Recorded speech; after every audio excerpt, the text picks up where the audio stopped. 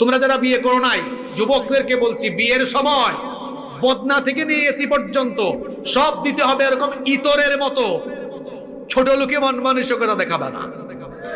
একটা বাপ তার মেয়েকে 18, 20, 22 বছর কত কষ্ট করে ভালোবাসা দিয়ে লালন পালন করেছে, ওই কলিজার টুকরা ধনই তো তোমাকে দিয়ে দিল, ওইটা নিয়ে চলে আসো, বাড়তি কিছু চাইতে যাইও না, এটাই যে দিয়েছে এটা তোমার জন্য বেশি। রমজান মাসে ইফতারি খাওয়ার জন্য শ্বশুর বাড়ির দিকে, মিসকিনের দিকে তাকায় থেকো না।